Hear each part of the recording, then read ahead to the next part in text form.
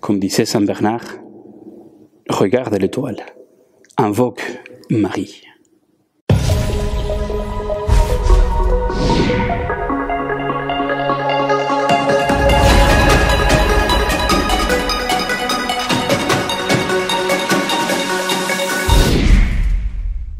Hier, nous avons célébré cette belle fête de Notre-Dame de Guadeloupe.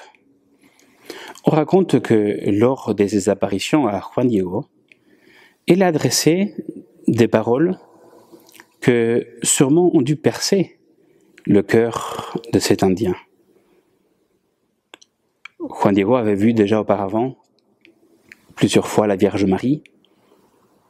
Il devait aller rencontrer un prêtre pour lui demander de venir donner les derniers sacrements à son oncle qui était en train de mourir.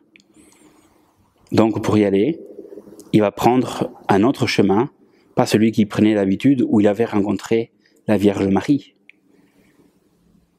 Alors en prenant cet autre chemin, Marie va aller à sa rencontre et elle va lui adresser ces paroles. Que ton cœur ne soit pas troublé. N'aie pas peur de cette maladie, ni d'aucune maladie ou angoisse. Ne suis-je pas là, moi qui suis ta mère? N'es-tu pas sous ma protection? Ne suis-je pas ta santé? Ne reposes-tu pas heureux en mon sein? Que désires-tu de plus?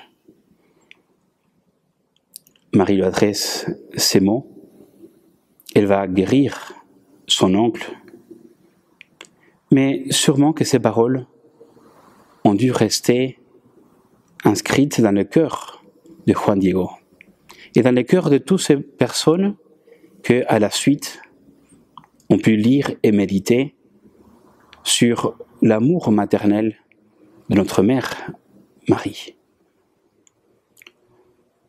Les disciples du Christ au long de l'histoire ont dû affronter des moments d'angoisse, de maladie, de persécution.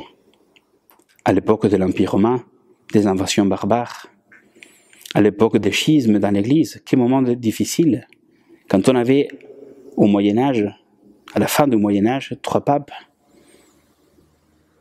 les persécutions anglicanes, protestantes, la Révolution française,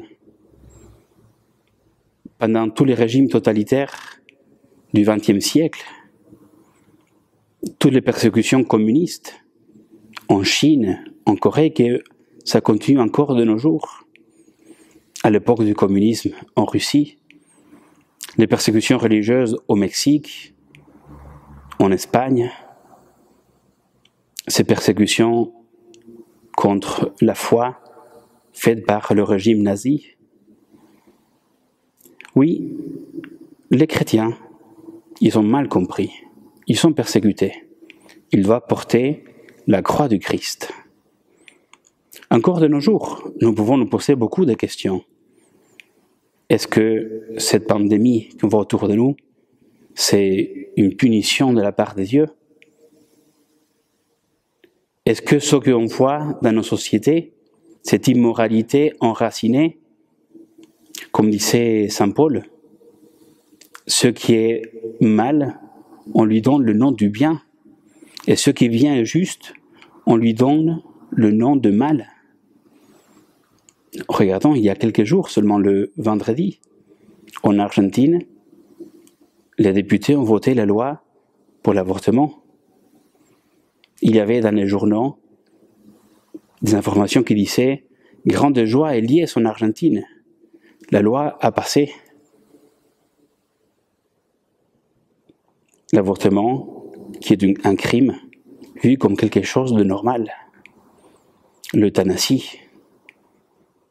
Et tout ce qu'on peut faire sur les embryons humains, c'est normal. On voit que cette immoralité commence à prendre le cœur des hommes.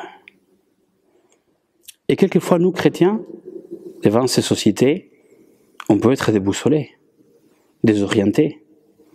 Est-ce que Dieu abandonne? Est-ce que Dieu ne s'occupe pas de nos soucis?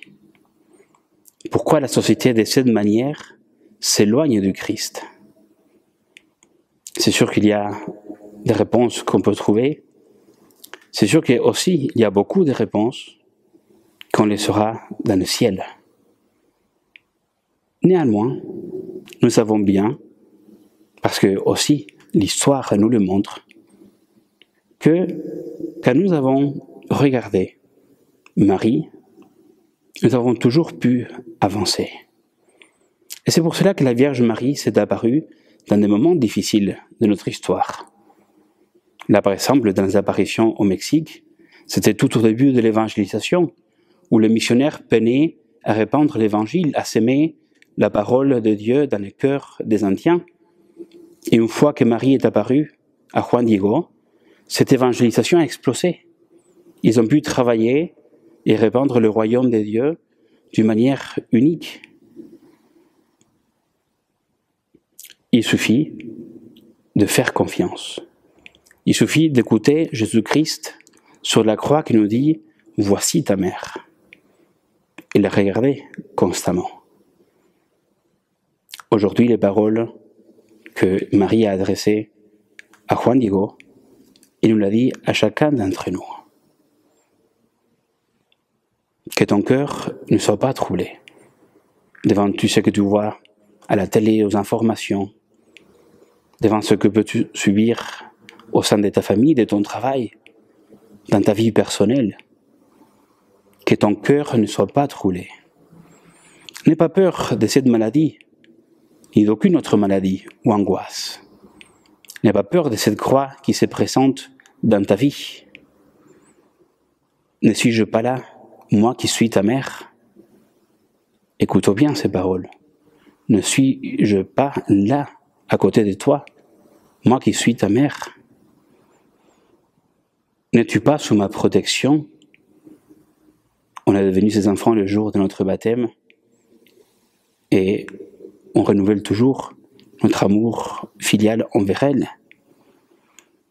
Ne suis-je pas ta santé? Ne reposes-tu pas heureux en mon sein? Que désires-tu de plus? Réfléchissons.